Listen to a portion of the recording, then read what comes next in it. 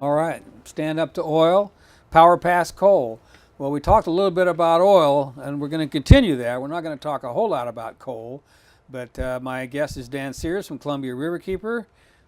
Forget who you were with before that. I know you were involved with a lot what Bark was doing with the pipeline that was coming from Astoria. What was the name of that pipeline? Palomar Pipeline. Palomar, that was it, Palomar. And that got stopped, but I've heard they're trying to bring it back. Yeah. But I don't know if that's ever going to happen. But it turned out that was supposed to be to bring LNG to the shores and then regasify it and then ship it to California. And it turned out that was really set up to be exporting in the long run.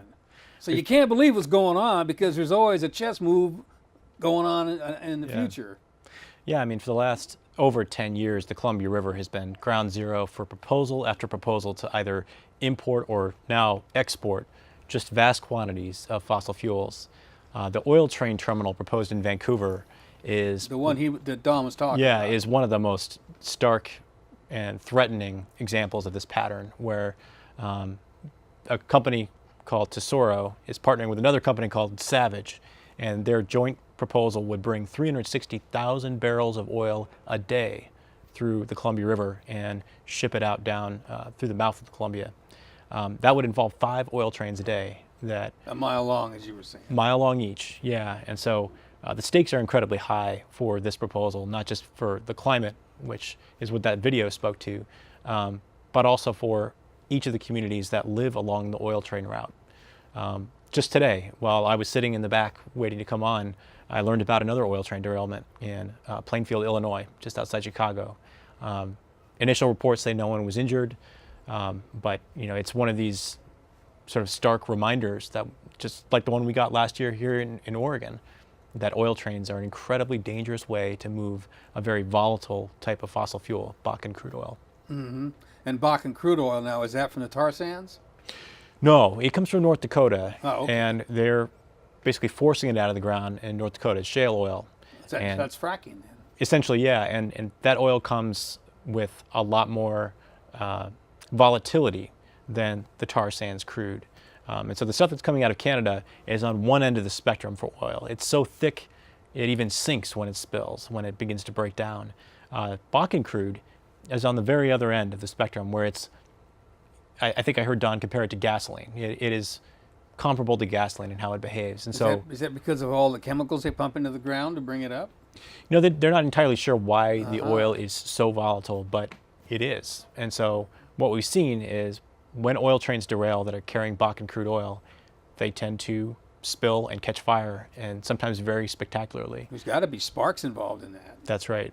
And so what we could be seeing coming down the Columbia River could be on either end of the extreme. We could be seeing tar sands crude, the diluted bitumen, being moved by rail down the Columbia, or it could be Bakken crude, which is very volatile, almost gasoline-like in its properties.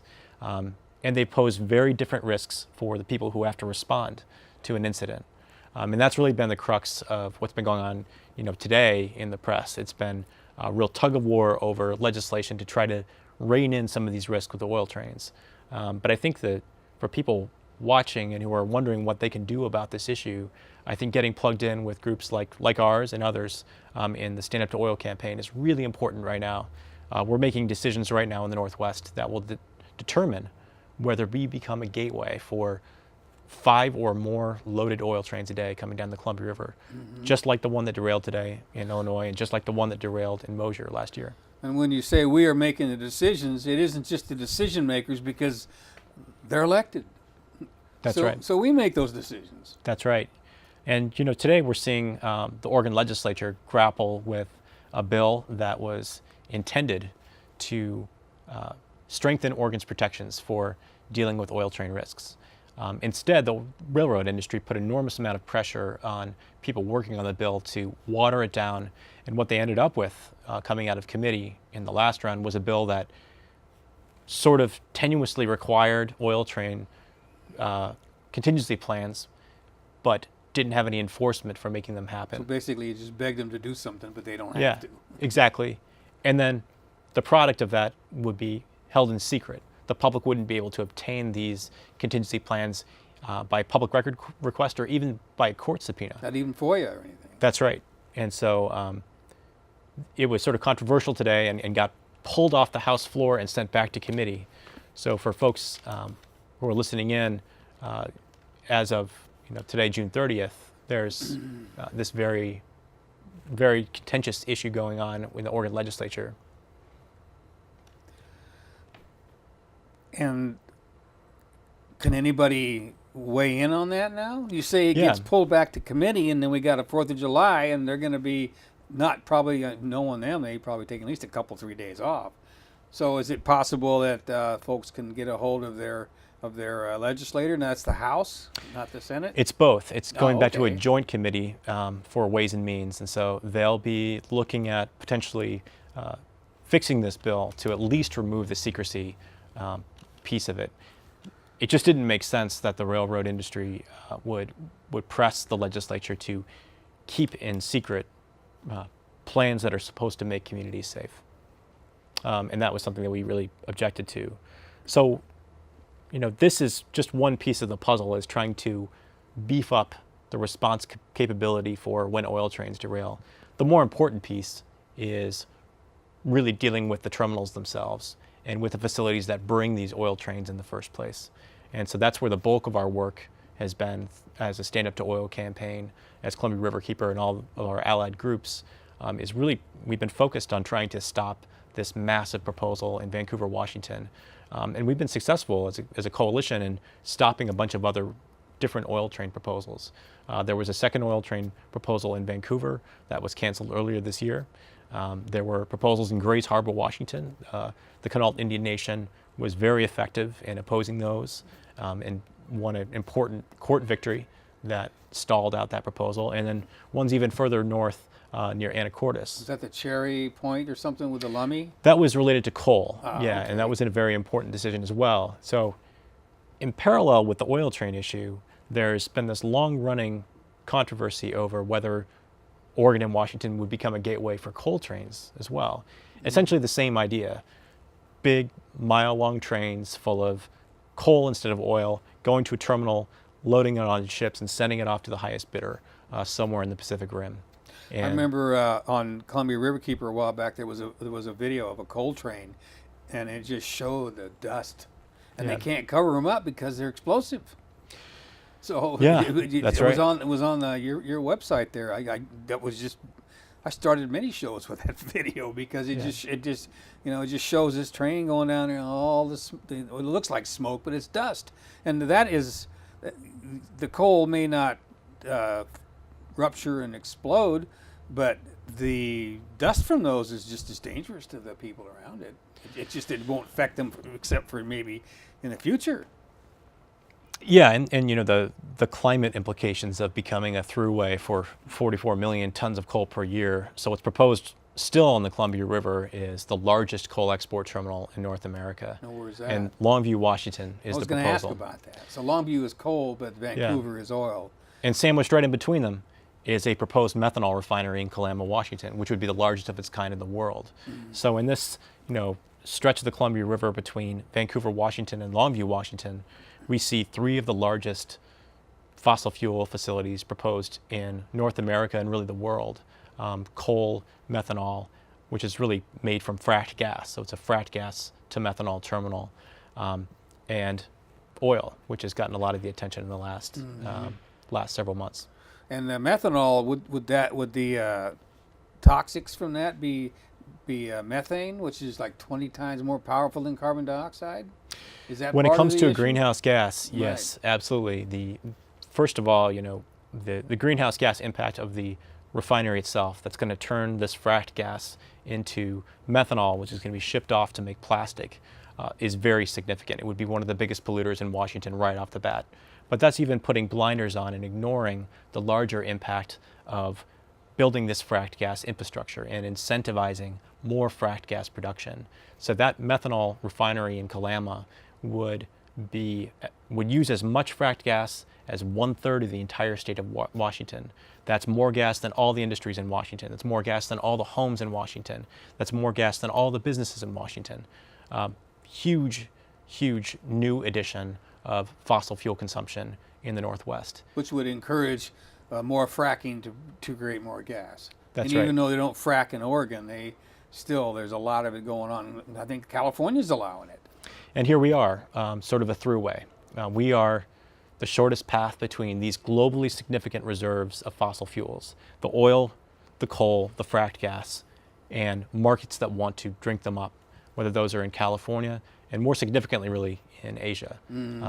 China is directly investing in the Klama methanol refinery proposal. China would likely be the buyer of coal from the Longview facility. And the oil shipped through the Tesoro Savage project in Vancouver, if it were ever approved, could very well go overseas. And so we as a region have a disproportionate ability to shape how much carbon pollution goes into the atmosphere. But that's not the only reason why we oppose these oil terminals and these coal terminals. A lot of it comes down to very local issues.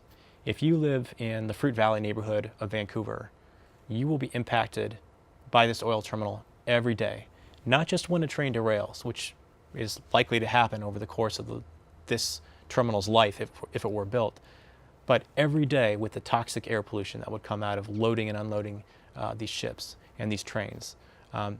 These daily impacts will make Vancouver a less livable place.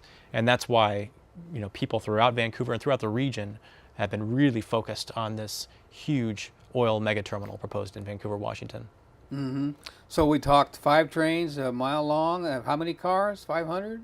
Yeah, so you're talking over 500 cars a day. So there's going to be a lot of effluent coming from whatever it takes to ship it, take it off the train into the, however, the boat or whatever. There's a lot of points where this is going to get into the atmosphere. That's right. There's experts who have looked at Tesoro's proposal and come to the conclusion that it would be a major emitter of volatile organic compounds. Yeah. And what that does, VOCs combine with nitrogen oxides in the air and combined with sunlight, that's what makes smog. That's what makes low-level ozone, which is a respiratory irritant, which has very negative impact on the respiratory health of people who live nearby. And so, again, it's not just about what we think is an overwhelming case on the climate front, but it's also these very local issues where the people who live in these communities are going to be negatively impacted by these mega projects. The image that comes to mind was during the, I forget what it was, Summer Olympics or whatever in Beijing not too long ago. They had to shut all the industry down because it showed the video or pictures of the city, and everybody was walking around with these masks on, and you just couldn't see. It was like L.A. in our worst nightmare, or London back in the beginning of the Industrial Revolution, or even Houston, and that's all oil there too, I think. And it's just, that image just stuck in my mind that we really want to do that to Vancouver and to Portland too, and for what gain? There's going to be really no gain for the average person. Back in 2013, an activist from China came to the United States. His name was Hao Jin, and he spoke very powerfully to the experience of Chinese people who were struggling to breathe. I think I taped him down at Pioneer Square. Pioneer Square. Yeah, he was a man. I'd like to find that. Yeah, he's an amazing guy, just full of energy, and really upstaged the other speakers in the group, who included Robert F. Kennedy Jr. That's true. He was an amazing speaker, and he just said, we don't want to be the dumping ground for your dirty coal industry, and that, I think, has always resonated with me, that we have a responsibility to make sure that we don't become traffickers of this toxic pollution, and that's our challenge. And we're winning. We're having enormous success in holding what we call the thin green line here in the Northwest, and using this strategic choke point in the western United States, where all of this fuel is supposed to be funneled down the Columbia River Gorge. And if we can stop that from happening, we can clean up the air in a lot of these communities that would otherwise be polluted, but also keep some of this fossil fuel in the ground so that it doesn't continue to destabilize our climate. I like the word disincentivize. Yeah. Because I've never looked at it that way before, but that's exactly what you're doing. If they can't, I don't like using the word they all the time, but that's basically it. If these mega corporations that are trying to make all this money off the oil and the gas and the coal, if they can't find a way to bring it out through Columbia Gorge, Are they just going to go somewhere else? Is it going to completely disincentivize them, or do they have other ports in Canada, say? You know, we're trying to network with all these places all over North America that are dealing with the same issue. And certainly BC is under pressure right now. There's a huge pipeline proposal called the Trans Mountain Pipeline that would bring some of this crude oil, you know, all the way into BC and be shipped overseas that way. It's a very disturbing project. It has a lot of opposition. It comes with an enormous risk to the environment from building that pipeline. And so each place is trying to do its part to keep this stuff in the ground. And we're trying to maintain that solidarity with each other, that we don't want to see, you know, these projects go away just because we're the squeaky wheel. We want to be able to help those folks and stop it there too. But right now we are really focused on trying to persuade Governor Inslee to deny this Tesoro Savage project. No matter what the commissioners say. Well, I mean, the council will make a recommendation, and we think the case in front of them is overwhelming. You know, right as they were beginning to deliberate on the Tesoro Savage project last summer, an oil train derailed and spilled and caught fire in Mosier, Oregon. That event was really a jaw dropper for people in the Northwest. It can happen here. Shut down I-84. You know, it was hundreds of yards from a school that had to be evacuated. It was a windless day in the Columbia River Gorge. Without that lack of wind, it could very well have ignited a wildfire that would have burned Mosier. That's kind of a rare day too, isn't it? It was incredibly rare. And that's sort of the refrain after Mosier was, this could have been so much worse. And even though it was a disaster, and they lost their water supply for a time, and they, you know, their waste treatment plant was essentially destroyed by the oil spill and had to be rebuilt. It could have been worse. It could have been a lot worse. People could have been killed or seriously injured, and that didn't happen. And like so, Lac Meg Antique, where was it, 40 people, something like that? yeah, 47 people lost their lives there. Just like that, it was over. And what happened in, you know, near Chicago today? The report is that there have been no fatalities, at least as of us sitting here. We hope that holds up, and that is the case. But each one of these derailments is like playing Russian roulette. One of these times, you know, people are going to get really seriously injured, and our goal is to make these oil trains stop. The first step in that goal is to convince the state of Washington and Governor Inslee to turn this down. And so what I'm getting back around to my point was, you know, as the council began to deliberate, this oil train accident happened in Mosier. And that month-long trial they held last summer was a parade of experts giving them every possible reason to turn this project down. It's been over a year since then, and there are, for sort of mundane reasons, it's taking them a while to come to a decision. But we think that the conclusion is obvious. It would be difficult for any rational person to look at what happened in Mosier and say, yeah, I'd like 5 more of those trains a day coming down the gorge. I'll take five of those trains loaded coming into our Vancouver neighborhoods. And luck is with us. Nothing's going to happen. That's the hope, you know, on the part of the oil industry and the rail industry. And they're trying to head that sort of a scenario off again here in Oregon, and to go back to the oil by train situation. That is, we discussed it, but I think it warrants going back over that, because people are cruising through. They may not have caught the first part of it, that this bill was watered down, and it is now back in committee. But originally, it had stringent rules about oil by train. And what were some of those rules? The bill was hoping to establish a few things. One was contingency planning for all the oil train routes in Oregon. You know, we occasionally see oil train cars going up the Deschutes River. It's not just down the Columbia River Gorge. You know, those trains can go down the I-5 corridor through every little town down the valley, including Eugene. Like you said, Oregon City. Oregon City, where I grew up. I mean, look at the terrace, you know, goes right through the middle of town. It's pretty dramatic. So many communities are potentially at risk. And what the legislation, House Bill 2131, originally set out to do was to make that contingency planning more robust, to require that railroads would be able to pay for a worst case accident. And there's a formula in the bill that, you know, roughly pencils out to $1 billion, which we know is not actually the worst case, but is a good start. Depends on where it happens. Exactly, and and the spill versus the fire, and God forbid whether people are injured or killed. So those liabilities could be enormous for a railroad, and the bill essentially requires that railroads acknowledge that and show that they have some ability to meet that liability. And what happened in committee was, under an enormous amount of railroad pressure, we saw that both the contingency planning and the proof of responsibility and payment, that all was pushed into a secret, pushed into secret where the public wouldn't even be able to access that information through a records request, or like you said, a FOIA, or even through a court subpoena. If something terrible were to happen and people were to need that information, they wouldn't be able to obtain it through a court. This seemed like both an unnecessary provision in the bill. It was clearly meant to weaken the legislation, and also it's counterproductive.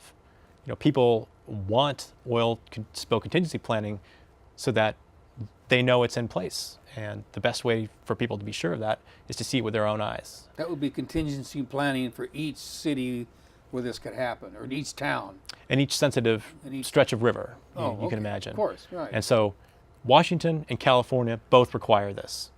They both have it publicly. And for whatever reason, the Oregon legislature convinced itself that we couldn't do this too. And to their credit, the sponsor and the members pulled it back into committee, and we hope that they fix this really wrong-headed part of the bill, which was the secrecy provision that really protected the railroads at the expense of public safety. I have a real pretty firm grip on what you're talking about, but if I was to say write to my congressman or talk to him on the phone, I really wouldn't have an idea. Contingency planning and all these different terms that relate to what we're talking about that aren't necessarily just flow out of my mouth or out of my pen. So can the viewers go on to your website and get directly plugged into knowledge about this stuff? So they know, so they can sound like they know what they're talking about. Obviously, it's just to speak from your heart says a lot too. Yeah. You don't need to talk about all this scientific stuff and all this political stuff, but at the same time, some people would want to. Absolutely. You can find more information at ColumbiaRiverkeeper.org or at standuptooil.org. And we're part of a big campaign with a lot of partners like Friends of the Gorge and Sierra Club, Climate Solutions. A lot of people have come together in the Stand Up to Oil campaign. And we've seen people outside of our campaign, like the Longshore Union in Vancouver. It's been very vocal on the oil issue. The Columbia River Treaty Tribes have been extremely engaged, and they spent an enormous amount of effort trying to persuade the Energy Council in Washington to deny this project. So it's a huge group of people throughout the region that have really poured their hearts out and poured their expertise into protecting the Columbia River. And we invite people to visit our website and to find out how to get plugged in. What's really important right now is we expect Governor Inslee to make the final decision on this oil terminal sometime in 2017. It could slip into early 2018. We hope it doesn't. And so at every opportunity, we want to raise the profile of this issue so that when he looks out at Southwest Washington, he sees, we always wear red to the hearings. We want him to, and not just to be a thin green line. Huh? Yeah, we want it to be a red wall. Like, no way. We don't want to be the path of least resistance for these, 5 or more oil trains a day. And I'm not naive enough to think that we stop this dead.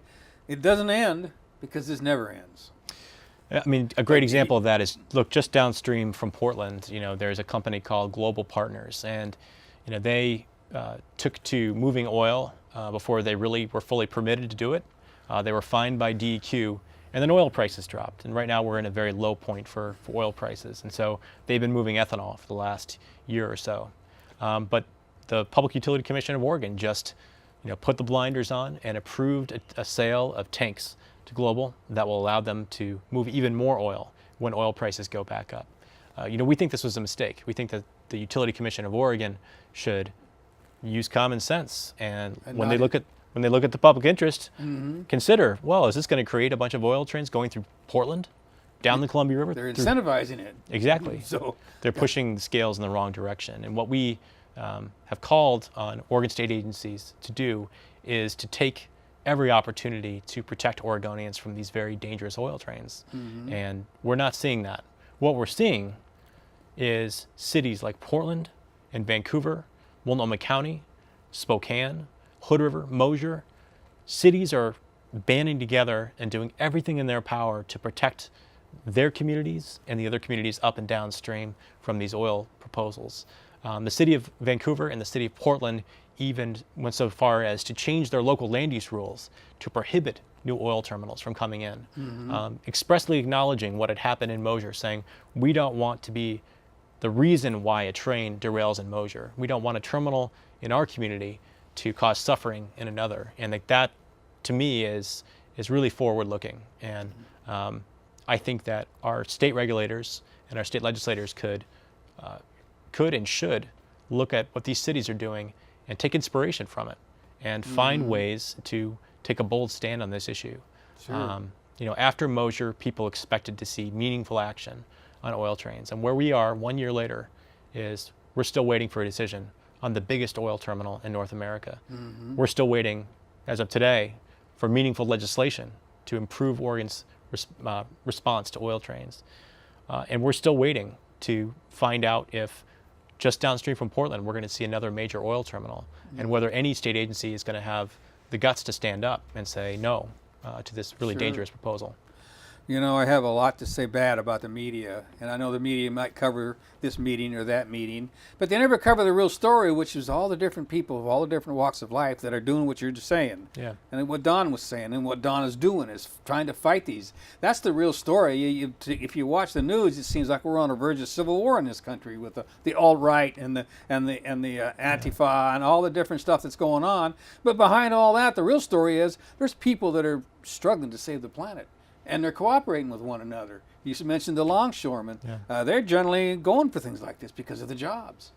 Well, you know, it's different in each community. You know, in Vancouver, the longshoremen there have been very vocally opposed to the oil terminal.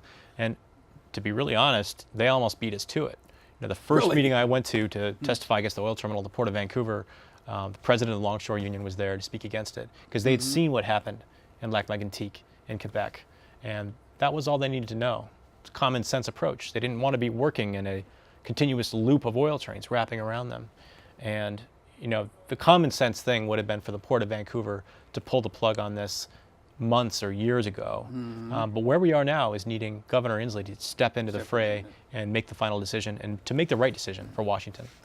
It just seems to me that we're just about out of time here, but if you could stop this from happening, that would encourage our research and development, and it would encourage folks to do something different, which was sustainable energy sources. That's right. And this would encourage us to go down that road. We got about a minute, so I'm sure you can cogently put something together to go out on the show here. Yeah, well, I really encourage folks to get connected with the Stand Up to Oil campaign, with Columbia Riverkeeper, to contact your state legislator. Let them know that you want meaningful action on oil trains. And, you know, if you live in Washington, or even if you don't, be in touch with the governor's office. Let them know where you stand on this issue. I think we're at a time when we're well positioned now to shut down these very dangerous oil train terminals. And by doing that, we protect the climate, we protect the salmon habitat of the Columbia River, and we protect the communities that would be put at risk by dangerous oil trains. And we're encouraging people to move in other directions too, and find some solutions to our global warming. That's it for tonight. I appreciate folks tuning in. We'll be back on July 21st.